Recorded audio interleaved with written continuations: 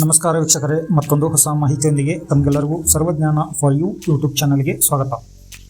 ಈ ವಿಡಿಯೋದಲ್ಲಿ ತಿಳಿಸ್ಕೊಡ್ತಾ ಇರೋ ಮಾಹಿತಿ ಏನಂತಂದರೆ, ಇನ್ನು ಮುಂದೆ ನಿಮ್ಮ ಮನೆಯ ಕರೆಂಟ್ ಪಡೆದುಕೋಬೇಕಂತಂದರೆ ಮೀಟರಿಗೆ ರೀಚಾರ್ಜ್ ಮಾಡಿಸ್ಬೇಕಾಗತ್ತೆ.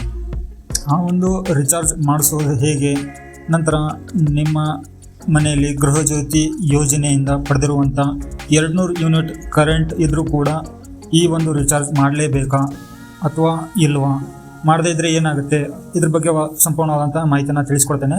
ಜೊತೆಗೆ ನಿಮಗೆ ಪ್ರೂಫ್ ಸಮೇತ ಈ ವಿಡಿಯೋದಲ್ಲಿ ಮಾಹಿತಿಯನ್ನು ತಿಳಿಸ್ಕೊಡ್ತೇನೆ.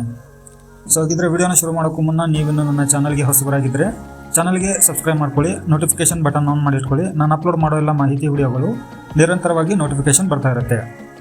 ಇವಾಗ ನೋಡಿ ವೀಕ್ಷಕರೇ, ಕರ್ನಾಟಕ ಸರ್ಕಾರದಿಂದ ಈ ಒಂದು ಹೊಸ ಯೋಜನೆ ಜಾರಿಯಾಗಿದೆ. ಸ್ಮಾರ್ಟ್ ಮೀಟರ್ ಅಂತೇಳಿ ಕರೆಂಟ್ ಉಪಯೋಗ ಮಾಡಬೇಕು ಅಂತಂದರೆ ಅಡ್ವಾನ್ಸ್ ಆಗಿ ಮೊಬೈಲ್ಗೆ ಯಾವ ಥರ ರೀಚಾರ್ಜ್ ಮಾಡ್ತೀವಿ ಪ್ರೀಪೇಡ್ ಪ್ಲ್ಯಾನಲ್ಲಿ ತಿಂಗಳದ್ದು ವರ್ಷದ್ದು, ಸೊ ಅದೇ ಒಂದು ಪ್ರೊಸೀಜರನ್ನು ಈ ಒಂದು ಸ್ಮಾರ್ಟ್ ಮೀಟ್ರಿಗೆ ಕೊಟ್ಟಿದ್ದಾರೆ. ಈ ಒಂದು ಸ್ಮಾರ್ಟ್ ಮೀಟ್ರನ್ನು ನೀವು ಅಳವಡಿಕೆ ಮಾಡಿಕೊಂಡ ನಂತರ ಅದಕ್ಕೆ ನೀವು ಮೊದಲು ಒಂದು 10 ವರ್ಷದ ಮೊದಲು ನೀವು ಬಟನ್ ಮೊಬೈಲ್ ಯೂಸ್ ಮಾಡ್ತಾ ಇರುವಾಗ ಕೂಪನ್ ರೀಚಾರ್ಜ್ ಕೋಡ್ ಇರ್ತಾ ಇತ್ತಲ್ಲ, ಅದೇ ಥರ ಕರೆನ್ಸಿ ಕಾರ್ಡ್ ಥರ ನೀವು ಇಲ್ಲಿ ಕೂಪನ್ಗಳಲ್ಲಿ ನಂಬರ್ಗಳು ಇರ್ತಿದ್ವಲ್ಲ, ಅದೇ ಥರ ಆ ನಂಬರನ್ನು ನೀವು ಇಲ್ಲಿ ಎಂಟ್ರಿ ಮಾಡಿಬಿಟ್ಟು ಎಷ್ಟು ಅಮೌಂಟಿಂದು ನೀವು ರೀಚಾರ್ಜ್ ಮಾಡ್ತೀರೋ ಅಷ್ಟು ನಿಮಗೆ ಇಲ್ಲಿ ಈ ಒಂದು ಕರೆಂಟು ಯೂಸ್ ಆಗುತ್ತೆ. ನಂತರ ಇಲ್ಲಿ ಕ್ವಶನ್ ಹುಟ್ಟಬೋದು ನಿಮಗೆ, ಗೃಹಜ್ಯೋತಿ ಯೋಜನೆಯಿಂದ ಪಡೆದಿರುವಂಥ 200 ಯೂನಿಟ್ ಇದ್ದವ್ರಿಗೂ ಕೂಡ ಈ ಒಂದು ರೀಚಾರ್ಜ್ ಮಾಡಬೇಕಾ ಅಂತೇಳಿ. ಹಾಗೇನಿಲ್ಲ ವೀಕ್ಷಕರೇ, ಇದು ಗೃಹಜ್ಯೋತಿ ಯೋಜನೆಯ ಫಲಾನುಭವಿಗಳನ್ನು ಹೊರತುಪಡಿಸಿ, ತಿಳಿತಾ, ಗೃಹಜ್ಯೋತಿ ಯೋಜನೆ ಅಡಿಯಲ್ಲಿ ಯಾರೆಲ್ಲ 200 ಯೂನಿಟ್ ಯೂಸ್ ಮಾಡ್ತಾಯಿದ್ರೋ ಅವರಿಗೆ ಈ ಒಂದು